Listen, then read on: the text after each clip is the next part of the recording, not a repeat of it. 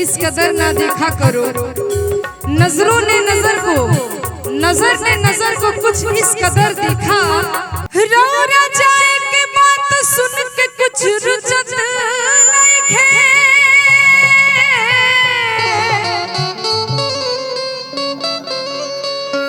रो ना बने सामने और कुछ सुझत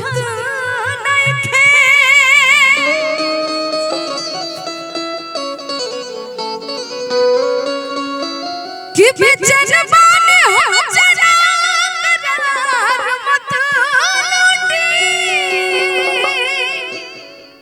मुकेश भैया आज जवान जिंदगी के जज्बात है अब बुझत नहीं। एक जानी कहत है अपना सैया जी से, का कहत है भैया हो जाए अरे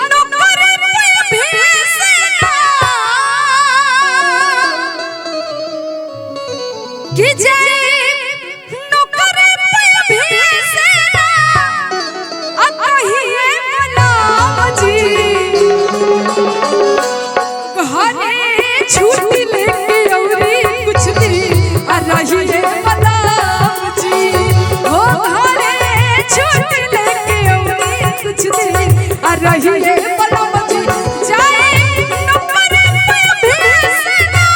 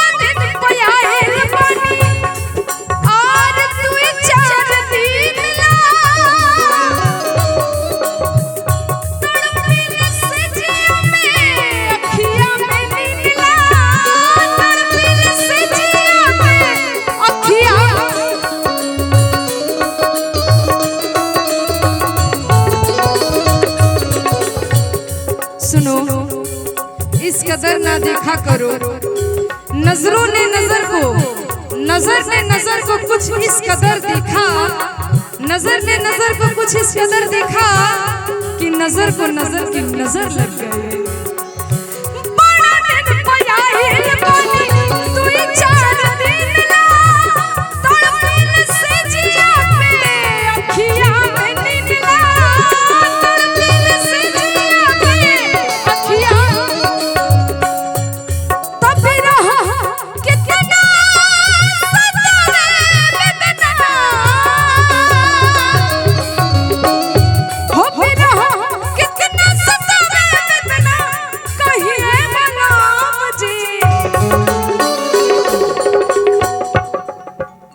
भैया जी की तरफ से हिलते डुलते पैसा बहुत पुरस्कार बा भैया की तरफ से के बेतना। अरे बाबा एगो आंखों आरू खोल ली, एक आंख खुलल बा। बहुत अच्छा, बहुत पुरस्कार बा भैया। भाई माता रानी और पकड़ वो बाचल बा। अच्छा बहुत बहुत पुरस्कार बा भैया की तरफ से कि फिर अरे कितना सतना कहिए गुलाम जी। सुनिए आई देखो एक आंख अभी खुला तारा के देख के एके बहुत बहुत पुरस्कार बा। लेकिन सुना ऐसे काहे तू कहत रू छूछे जाने घूंघटा अरे उठाए बलराम जी दी कुछ चीना खाइए बलराम जी दी कुछ चीना खाइए बलराम जी छूछे जाने घूंघटा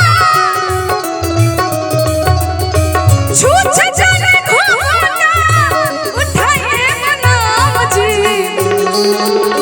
दी कुछ चीना खाइए बलराम जी दी कुछ चीना खाइए। लेकिन जब सैया जी नैखा नामत भीरी तो खिसिया के कहत रे का कहत रे मुँह दिखाई मिल गई 200 रुपए में काम चल जाई है। सुना कि सनम तू बेवफा के नाम से मशहूर हो जाए सनम तू बेवफा के नाम से मशहूर हो जाए।